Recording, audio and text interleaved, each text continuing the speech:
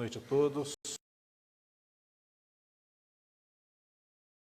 E que a gente saia daqui bem fortalecido, bem revigorado.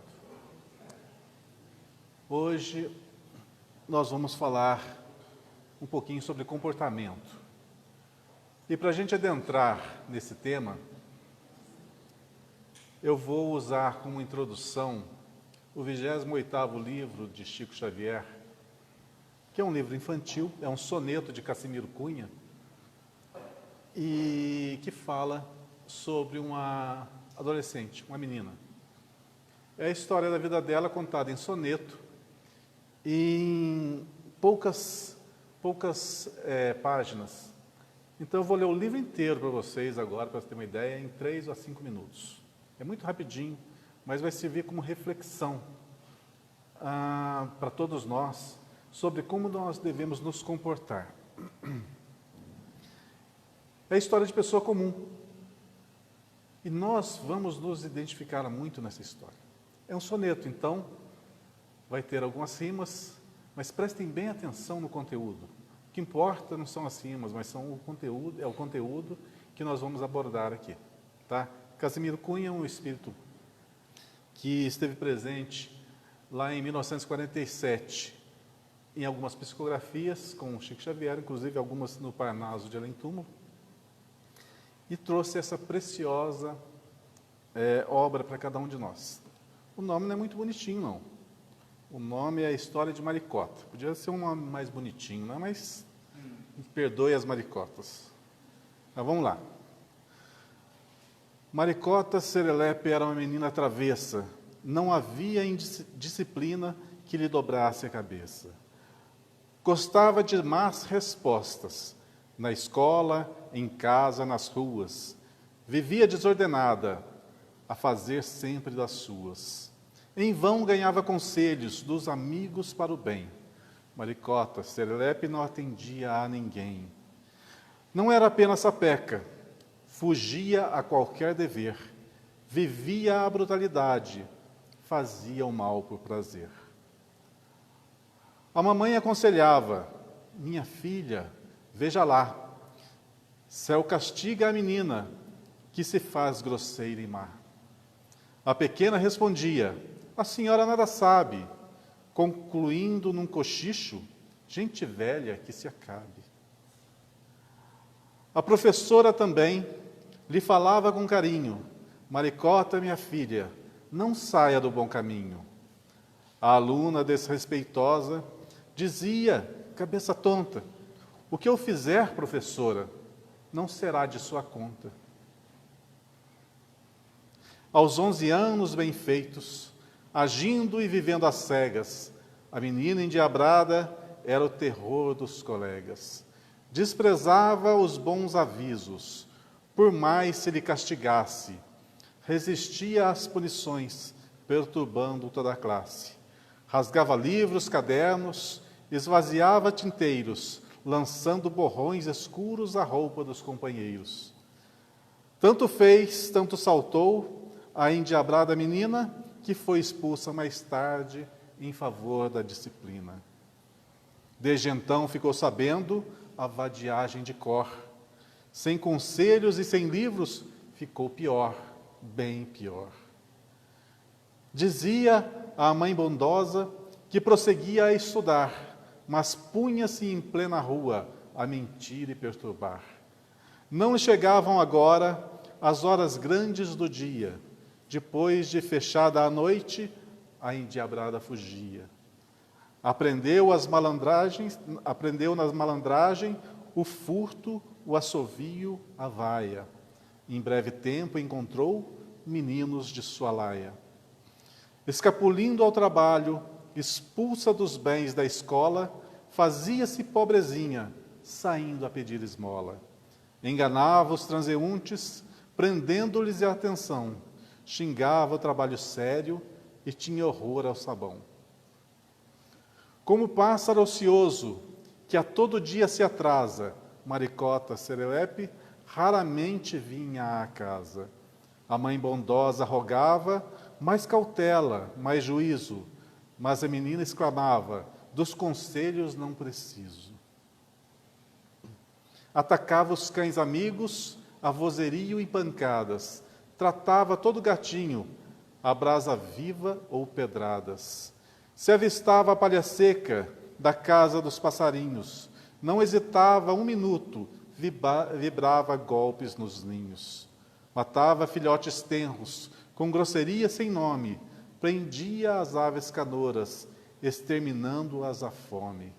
Se passava no terreiro, a galinhada fugia, sabendo que Maricota vibrava a pancadaria. De rua em rua a esconder-se, a menina a passo curto era um demônio pequeno, exercitado no furto. Varando portas estreitas, pulando grandes janelas, sabia correr dos guardas e burlar as sentinelas. Espreitava nas quitandas, um instante exato das vendas, para assaltar os meninos carregados de encomendas. Fosse qual fosse o momento, horas claras ou sombrias, roubava doces brinquedos de lojas e padarias. Um dia, furtando joias, Maricota teve a mão que se agitava com pressa, mordida de escorpião. Era o castigo, afinal, a maldade e a rebeldia. Maricota serelepe caiu em breve agonia. Pilhada por delinquente, a menina envenenada foi conduzida ao socorro, deprimida e envergonhada. Não lhe valeu, todavia, o tratamento mais forte. Fim do dia doloroso, em ânsias, rendeu-se à morte. Distante do corpo frio, Maricota, sem repouso, notou que a morte era um anjo, de olhar terno e carinhoso. Ajoelhou-se, a coitada, chorou e pediu assim: mensageiro da bondade, compadece-te de mim. Minha filha, disse ele, desejava auxiliar-te, mas há monstros que te buscam, chegando de toda parte. Depois de um minuto longo, afirmou cheio de dor: ah, filha, repara em torno, pede o perdão do Senhor. Maricota não mais viu a luz do emissário santo, olhando em redor, gritava, tomada de enorme espanto. Buscava correr em vão. Oh não, não queria ouvi-los. Eram serpentes, dragões, lagartos e crocodilos. Os monstros, porém, chegavam. Um deles, grande inimigo, disse a ela, Maricota: agora estamos contigo. Somos filhos da maldade, prosseguiu forte e iracundo, do furto e da vadiagem que procuravas no mundo. Deixem-me, monstros, pedia, a pobrezinha a chorar, mas os lagartos e as cobras puseram-se a gargalhar. Deixá-la, disse o maior, teu pedido não nos vence, tua vida, Maricota, desde muito nos pertence. Ajudamo-te a roubar, a vadiar, a fingir. Agora és nossa, bem nossa, não podes escapulir. Oh, que horror, disse a infeliz! Ninguém para consolá-la, pôs-se lívida a correr e os monstros a acompanhá-la. Longos dias, longas noites, Maricota em aflição, atravessou negros vales, gritando e chorando em vão. Precipitou-se em abismos, sem esperança e sem paz. Clamava, seguindo à frente, e os monstros seguindo atrás. Sentia sede, sentiu fome. Na jornada em correria. Quanto tempo a padecer? Maricota não sabia.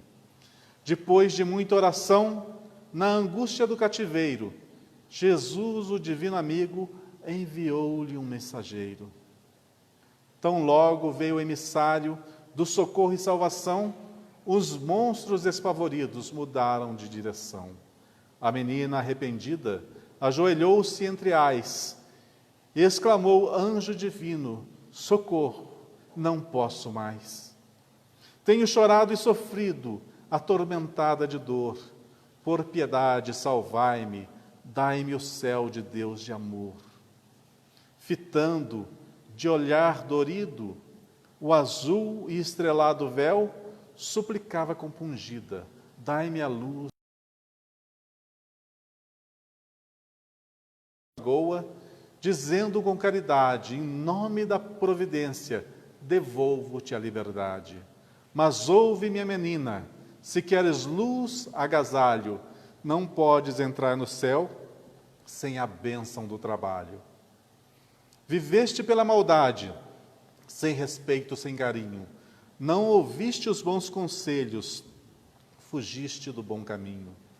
Aceitas a corrigenda do Pai bondoso e perfeito? Maricota ajoelhada, em pranto exclamou: aceito. Foi então que apareceu, de feia e enorme estatura, um zelador de crianças, o gigante mão segura. O mensageiro do Cristo explicou-lhe esta menina: necessita recolher-se aos campos da disciplina.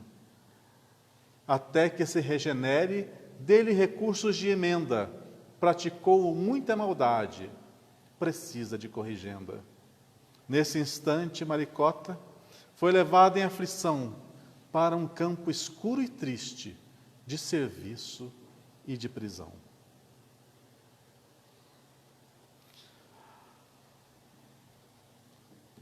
Nós podemos concluir desse soneto que é muito a trajetória de cada um de nós, que fazemos péssimas escolhas na nossa vida. A rebeldia, o desinteresse pelo trabalho, pelo estudo, pela disciplina. Ter sempre más respostas àqueles que compartilham conosco a existência.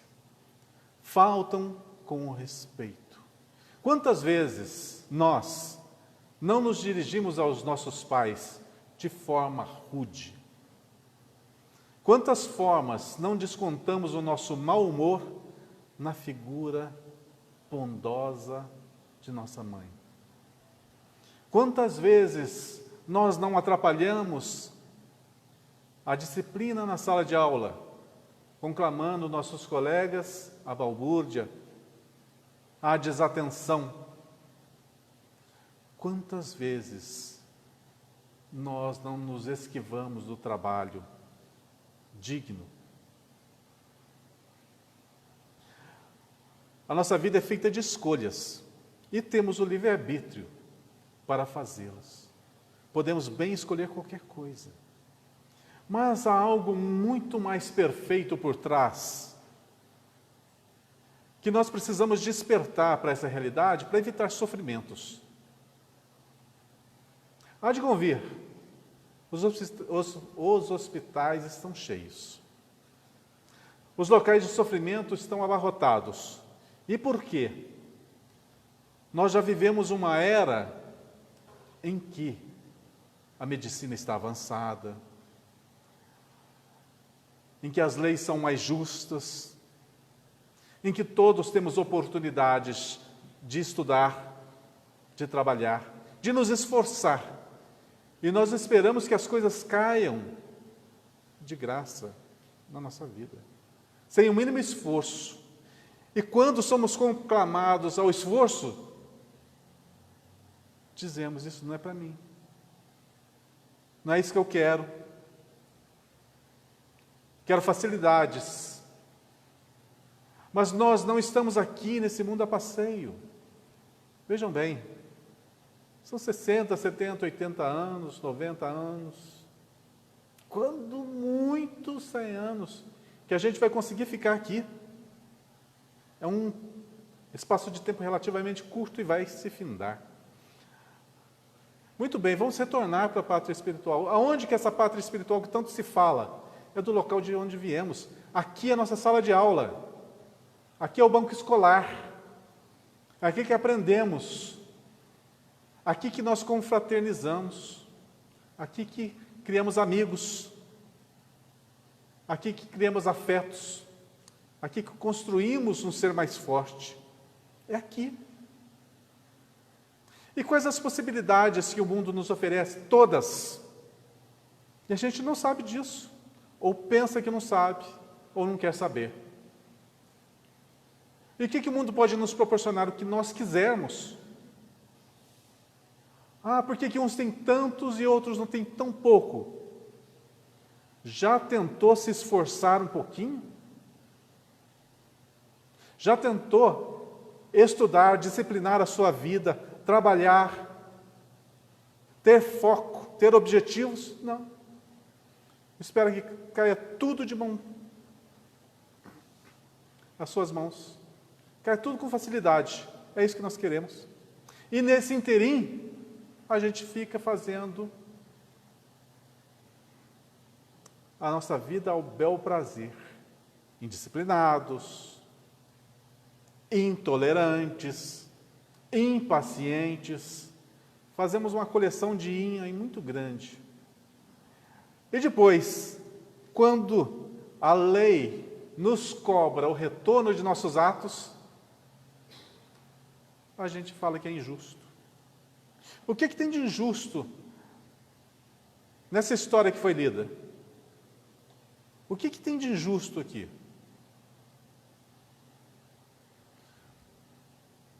Uma menina que teve uma mãe carinhosa, teve a possibilidade de estudar, teve a possibilidade de se desenvolver e não quis se envolver com nada de bom. O que espera essa pessoa? O que podemos esperar quando não fazemos absolutamente nada por nós? O que nós vamos esperar? Compaixão? Piedade? Não. Nós estamos numa fase de despertamento, de responsabilidade. Viver é uma coisa que nos requer muita responsabilidade. Viver, pensar, falar, agir, requer de nós muita responsabilidade. Os bancos escolares foram feitos para nos educar, para trazer o nosso patrimônio intelectual muito mais enriquecido. Mas é a nossa vontade, é o nosso caráter, a nossa essência que determina os rumos que nós vamos tomar. E a gente não quer tomar as rédeas da nossa vida. A gente não quer focar em algo grandioso. Mas, pelo contrário, a gente quer coisas que nos satisfaçam, mas que não nos são benéficas. Aí eu volto ao que eu falei agora há pouco. O universo nos dá tudo o que nós queremos. E quando queremos as coisas erradas, adivinha o que acontece? Ele nos concede. Lei de atração. Nos concede os amigos similares a nós, que pensam iguais a nós, que agem como nós, e que serão aqueles que esmelharão as nossas pontas, nossas arestas. Quem nos ofereceu o alto? A gente culpa Deus por aquele amigo que foi infiel, que nos traiu, que nos roubou, que nos dilapidou? Ou será que não fomos nós mesmos que os atraímos? Com certeza foi. Com toda certeza. Nós já não estamos numa fase para se duvidar disso. Duvidar da grandiosidade, da perfeição da vida que nós temos. E a gente costuma ignorar as leis grandiosas de Deus. Justas, extremamente justas e sérias. E nós pensamos o quê? Nós pensamos que estamos jogados num mundo que ninguém nos vê, que ninguém nos acompanha, que ninguém nos olha.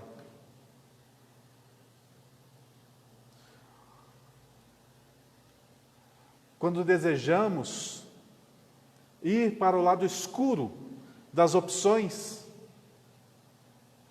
o universo nos proporciona essa possibilidade, mas sem antes Temos aqueles amigos ao nosso lado, nos avisando do erro, nos conclamando a corrigenda, nos mostrando outro caminho, outra opção. E o que aconteceu nessa história? Ela simplesmente ignorou e a xingou. Todas as possibilidades que foram oferecidas no lar, na escola, ela fechou as portas do coração e desejou viver como bem queria. O que o universo lhe proporcionou? Que assim seja. Lei de ação e reação.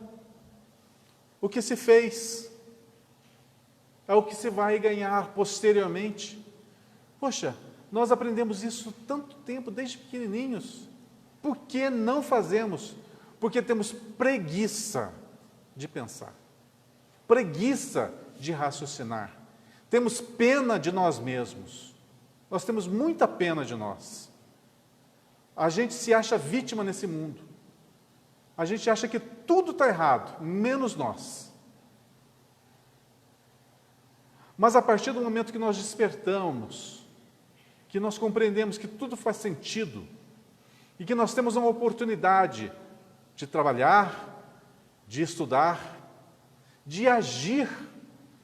Gente, nós estamos numa época que nós podemos agir, expressar nosso pensamento, coisa que alguns séculos atrás não tínhamos. E hoje nos mostramos como somos. E a quem culpar? Eu roubo porque eu não tenho. Não tem? Trabalhe. Ou então exercite a paciência, a humildade. Nós temos as opções à nossa frente e fazemos geralmente más escolhas. Por quê? Porque falta-nos uma coisinha básica. Nós não sabemos quem nós somos. Nós temos preguiça de fazer a nossa reforma íntima. Nós temos preguiça de ver os nossos pontos negativos e corrigi-los. E a gente vai tocando, vai vivendo eles, vai vivendo, vai errando, vai errando, vai errando, vai se endividando. Uma hora a vida cobra. E aí nós nos fazemos de vítima. Trabalhei tanto a vida toda para chegar nessa idade, adquirir essa doença tão terrível. Aí você vai vasculhar o passado dessa pessoa e não era nada disso que ela está falando. Nós somos o resultado daquilo que nós criamos, daquilo que nós fizemos, daquilo que nós pensamos, daquilo que nós falamos. E a gente quer uma vida bela, tranquila, harmoniosa, cheia de amor, de fraternidade, de ternura, de doçura, mas não falamos uma palavra de afeto, não damos um abraço, não elogiamos a ninguém, não expressamos o nosso carinho e queremos tudo venha a nós. Aí que está o nosso maior equívoco, porque a felicidade que a gente anseia não é aquela que vem de fora, mas é aquela que nós geramos. Nós somos co-criadores, já ouviram falar disso? Co-criadores. O Pai nos dá a possibilidade de criar. Somos feitos à imagem e semelhança. E como co-criadores, o que deveríamos usar como argamassa na construção do nosso eu? O amor, a fraternidade, perdão, tolerância, indulgência, paciência. E usamos? Não. Ou muito pouco. Ou somente para com alguns. O fato é que a vida é feita de escolhas. Nós temos a condição de escolher. mas precisamos ter a inteligência da escolha, saber o que é bom e o que é ruim. Sabemos o que é uma boa tendência nossa, o que é uma má tendência. Sabemos o que é uma virtude e o que é um defeito. E muitas vezes nós chamamos de virtude os nossos defeitos e nos equivocamos muito nesse interior. Então, como expressado perfeitamente na história lida, que nós despertemos para cada passo que damos, cada olhar, cada gesto, cada palavra, cada situação, nada mais é do que a construção do nosso universo. Se queremos aquele universo perfeito, belo, aquele paraíso tão almejado, quem irá construir seremos nós. Isso não vai nos aparecer de uma hora para outra, pelos méritos do que nós não fizemos. Então, há de convir que precisamos despertar e agir. Mas de verdade. De verdade. Isso não é uma admoestação. Isso é um fato. Isso é a realidade. E se não queremos que o nosso futuro seja regado de solidão, de doenças, de abandonos, de dores das mais diversas, há necessidade de nós construirmos a nossa fortaleza interior através da fé, do amor e do trabalho. Sem isso, a gente vai bater aqui, voltar para o lado de lá, bater aqui de novo, volta para o lado de lá, num loop constante de dores e de sofrimentos que poderiam ser evitados. Pensemos nisso. Nós estamos na época natalina, onde todos nós fazemos votos de sermos pessoas melhores. Que esse ano a gente faça um voto.